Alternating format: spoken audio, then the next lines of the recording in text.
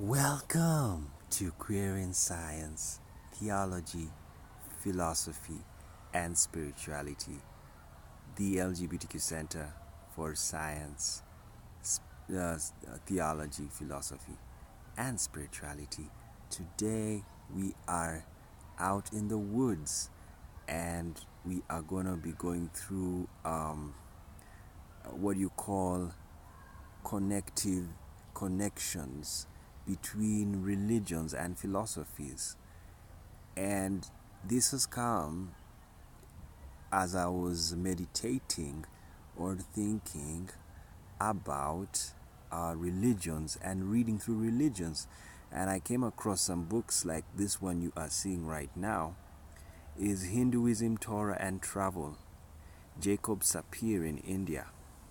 Now, we are going to go through this. Why are we going to go through this? It's to show you that religions borrowed from each other. Religions are cultures, cultures are systems, and systems are laws and customs, and all of these are connected.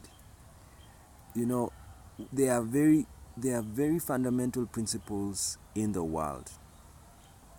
And one principle is the principle of universality.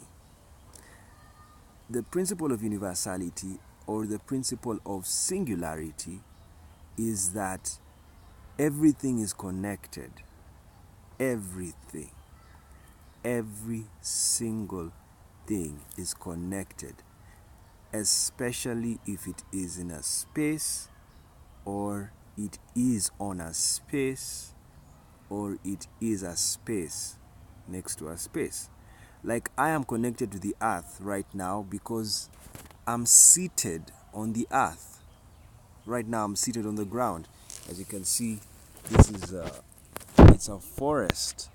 I decided to come to the forest. Sometimes I change the atmosphere and environment, and very many people are here. You know, they come and do yoga, some come and pray, some come and meditate, some come and make love, some come and have romance.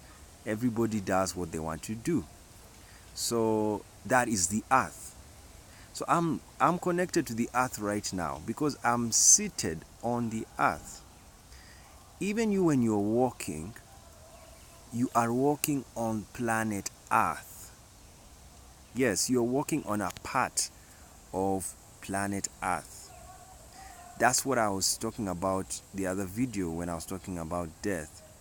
That I don't call the countries of the world nations because, okay, even if you call them nations, like now I'm in Africa, I focus more on what part of the earth I'm in rather than which country I'm in, because the country I'm in is just an artificial creation. The borders were created by man, but the soil was not created by man. Man found it. And so that is what I focus on. And right now I'm on a part of Africa. I'm seated on a very small part of Africa, the soil of Africa, the continent of Africa. And these trees are planted in a very small part of the continent of Africa, the soil of Africa. And that's the same in Europe, that's the same in America, that's the same in Australia. So we are part of the planet. That's how I'm united to it, because my feet or my ass is on the earth. Yes, it's seated. So I'm connected. Connection means to be close to something, to be placed on something, or to be joined to something. Like when I do this, my hand is connected to my face because it is close to it. It's joined. You see, that's what you need to understand. Then another thing, when birds fly in the air, they're still part of the earth, but they are part of the earth's atmosphere. They are not part of the earth's soil, because most of them, if they don't land on the soil, they are not part of the soil, but they are part of the earth's atmosphere, because the atmosphere is close to earth. The atmosphere of Mars is not close to us. That's why we are very far from Mars. That's why we are not so connected to Mars, but we are connected to them when we calculate or when we analyze the planets as a universe. But when you analyze where your space in an earthly context, Mars is not even coming to the question. So that's what I'm trying to say. We are all connected, the principle of singularity and universality. Now, this also applies to religion and philosophy. Every idea in the world is connected to every idea in the world. And connections don't necessarily mean agreement. Have you seen the piano keyboard or any musical instrument? Just because there are different notes doesn't mean when you play them together they will agree. They are all musical notes. Now, what differentiates them to create musical order is the sound. Is the sound. Sometimes the sound can be sounding, it's an agreement sound, then another time it's sounding like war. It's discordant. So that's the only difference, but all of them are sounds. So it's the same with the ideas. I have an idea about economics, you have an idea of economics, but when those two ideas come, sometimes they may clash with each other because my idea may not be close to yours, and so that will cause disharmony. But they are still ideas. You see, that's why freedom of speech is important. It is not, freedom of speech does not mean agreement of speech. You don't agree with somebody. It is that you accept that what somebody has said is a view, is a point of view. It is an idea, even if it is disagreeing or attacking you. Now that's why I told you, even the freedom of speech movement and the freedom of speech discussion is very dicey. It is because some people will say something that is really detrimental to the life of another person. Of course, at that stage, that's where you have to curtail or regulate freedom of speech. But where it's about an idea and not an ad hominem attack, because freedom of speech should not be ad hominem, attacking the person or the identity of a person or his character, that I hate this person because he belongs to this group. He's LGBTQ, he's black, he's Russian, he's what? All of those. If you hate someone because of their identity and you say it, that one is a bit ad hominem, because it's not giving us any science. It's so subjective. But when you say, I like capitalism because in capitalism people are given money, money is used to develop ideas. That's an idea. I'm not attacking anybody. Yes, I'm not attacking anybody at that. So that's the difference. That's what you need to understand about freedom of speech. It's very complicated, but it's going to be solved very soon. So back to connections. As I told you, on the musical instruments, all the sounds are the same, but it doesn't mean when you play them all, they will agree. So that's why musicians are scientists who know how to organize sound, to agree, to create beautiful sounds, because agreement is beautiful. It's like peace.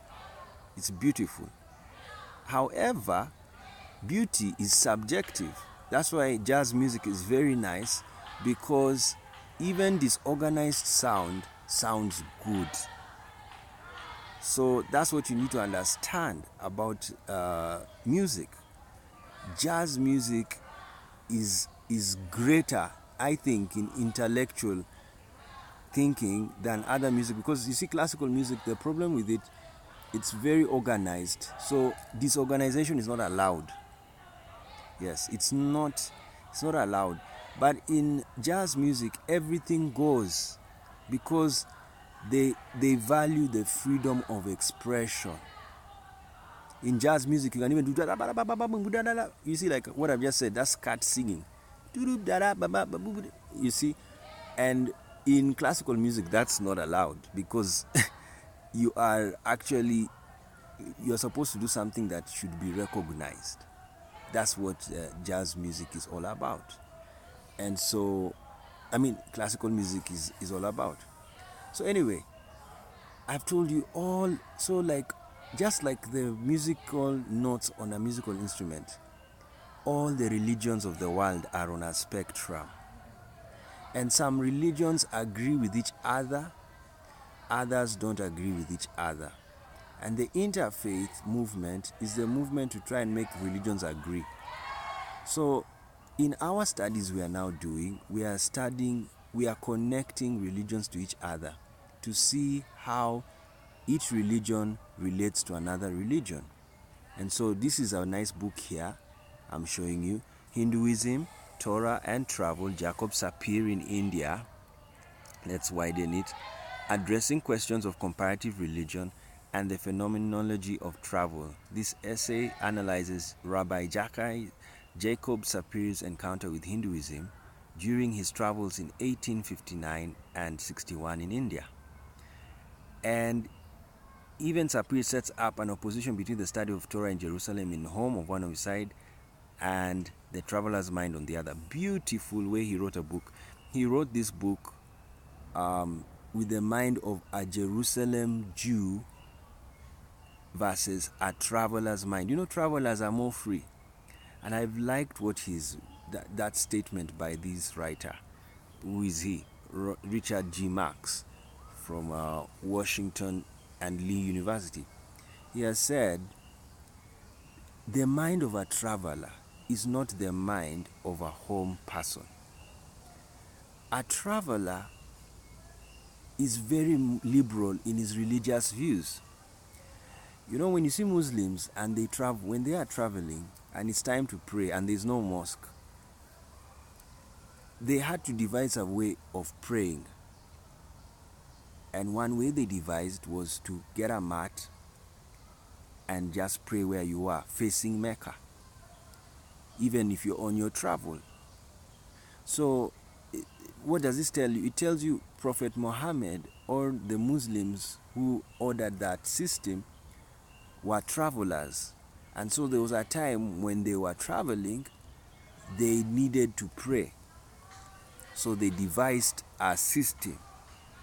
You see, the system was not found. It was devised after there was a problem.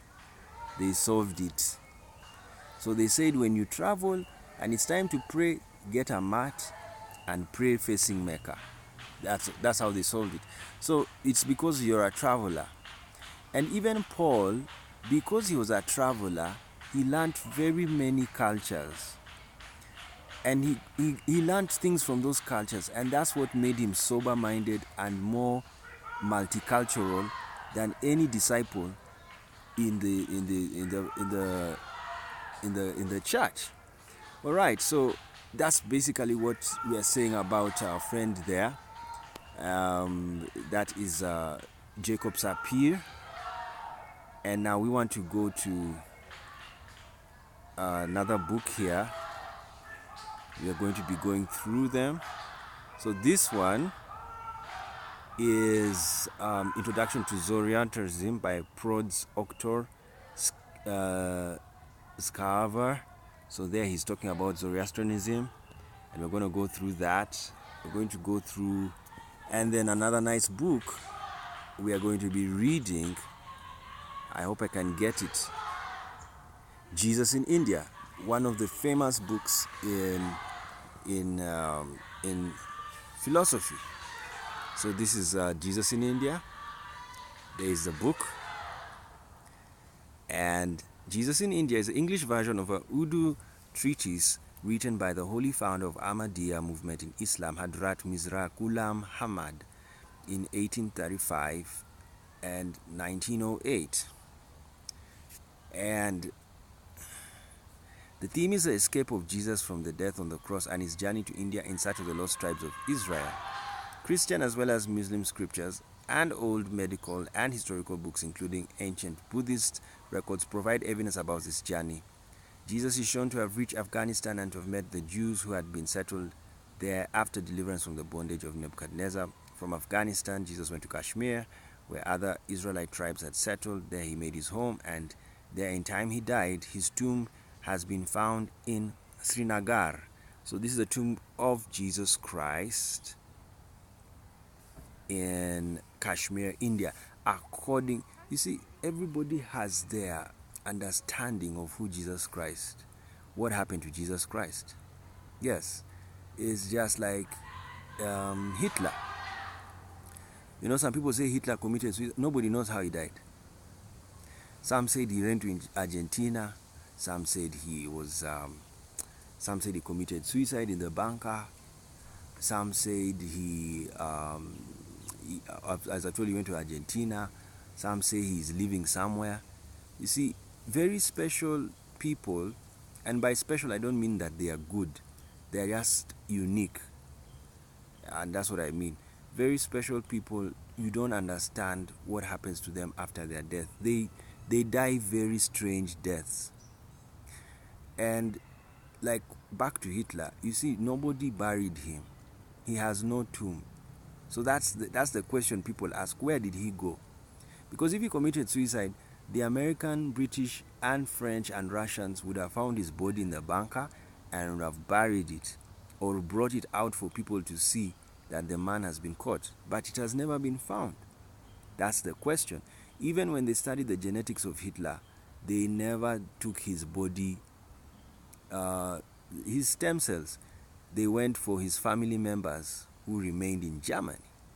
So these characters, historical characters, especially the ones who don't have graves or evidence of death, they can be very many speculations. So it's also the same also happened to Jesus Christ, because some people believe Jesus never resurrected.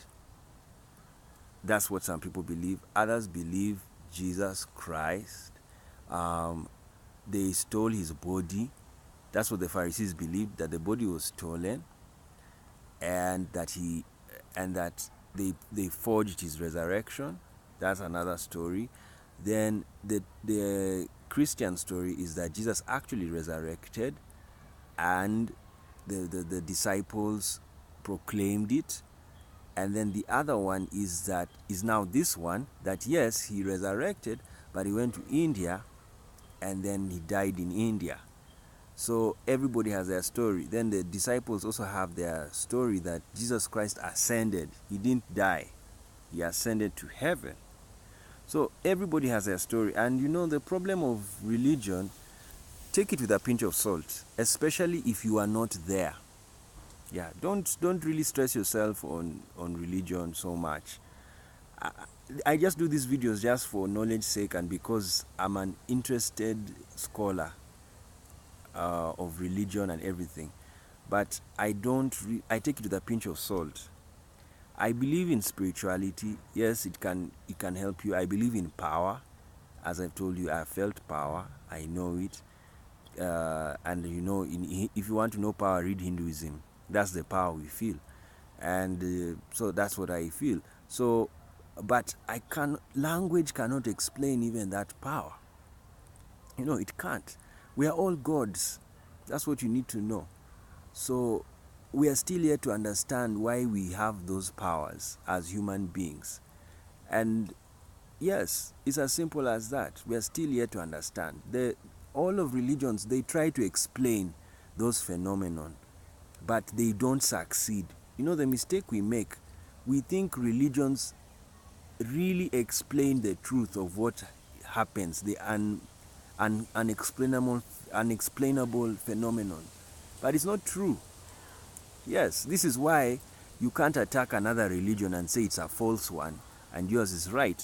Because the first thing is the language that person has, that he got that idea, is not your language.